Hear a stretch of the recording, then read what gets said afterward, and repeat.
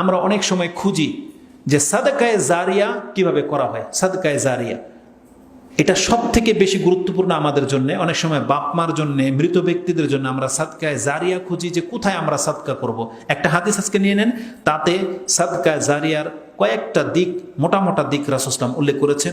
সেই হাদিসটা মুসনাদে বাজ্জারে রয়েছে ৭২৭৯তে এবং সাহিয়া তারগিব আর তারহিবের মধ্যে ৭৩-এ রয়েছে, সাহিউল জামিয়া আস-সাগীরের মধ্যে ৩৬০২ নম্বরে রয়েছে।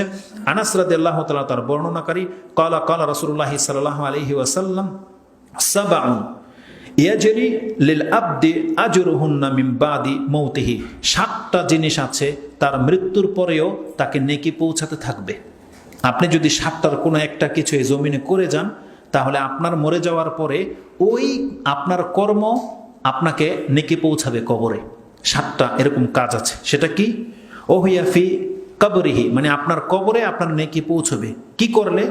মান আল্লামা ইলমান, যেই ব্যক্তি কাউকে শিক্ষা দিল। মানে আপনি ছাত্র যদি তৈরি করতে পারেন, তাহলে এই ছাত্ররা যত নেকি করবে এই নেকি আপনার কবরে পৌঁছবে। আপনার এলম যদি ছড়িয়ে যান, আপনার কাছ থেকে যারা এলেম নিয়েছে, এই তালেবুল এলেম যারা, আপনার এলেম দ্বারা যারা উপকৃত হয়েছে, তাদের নেকির কারণে আপনার কবরে সেই নেকি পৌঁছবে। এই জন্য আমাদেরকে ছাত্র বানাতে হবে, শিক্ষা দিতে হবে, বাচ্চাদের কুক যাকে হোক। মান আল্লামা ইলমান আও কারা নাহারান, কেউ যদি ঝর্ণা, নহর মানে নদী, খাল খনন করে দেয়, তার মানে যার টাকায় নহর হবে, এই নহর থেকে যত মানুষ উপকৃত হবে, যত পশু উপকৃত হবে, এক কথায় যত উপকার এই নহর থেকে হবে, আপনার কবরে এই সাদকায়ে জারিয়ার নেকি আপনার কাছে পৌঁছবে। আও হাফারা বীরান, কেউ যদি কূপ খনন করে, কূপ।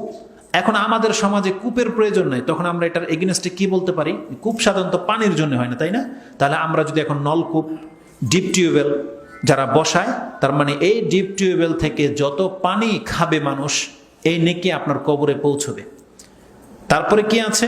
আও গারাসা নাখলান, কেউ যদি গাছ রোপণ করে, কেউ যদি চায় যে কবরে আমার নেকি যাক, তাহলে তার উচিত রাস্তাঘাটে যেখানে সেখানে গাছ লাগানো। কেউ যদি গাছ লাগায়, তাহলে এই গাছের ফল হচ্ছে সব সাদাকা। আপনি খেলে সাদাকা, আপনার পরিবারের লোকে খেলে সাদাকা, রাস্তার কোনো পথিক খাক সাদাকা, পাখি খাইলে সাদাকা, চুরি হয়ে গেলে সাদাকা, পচে পড়ে গেলে সাদাকা। সুবহানাল্লাহ, এটা প্রত্যেকটা হাদিসে বুখারী এবং মুসলিমে আছে, পচে পড়ে গেলে সাদাকা। তাহলে এটা হচ্ছে সাদকায়ে জারিয়া। আও বানা মসজিদান, তাহলে আমাদের উদ্দেশ্য এই হাদিসের এটা।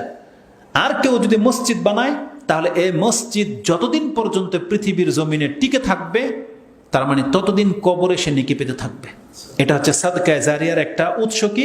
মসজিদ বানানো, যেমন গাছ লাগানো, তেমন হচ্ছে মসজিদ বানানো। আও ওয়াররাসা মুসহাফান, অথবা কেউ যেন কোরআনের মুসহাফ অন্যকে দেয়, ওয়ারিস করে, মুসহাফের ওয়ারিস। বা অনেক মুসহাফ, যেমন সৌদি আরবে বাদশাহ ফাহাদ সম্ভবত তার একটা প্রেসে আছে, সেখানে শুধু তার টাকায় কোরআন ছাপে, 1 টাকাও কার কাছ থেকে নেয় না। তার প্রেস, শুধু সে প্রেস করেছে, শুধু এটাতে কোরআন ছাপবে, পুরো ওয়ার্ল্ডে ছড়িয়ে দিচ্ছে সে কোরআন।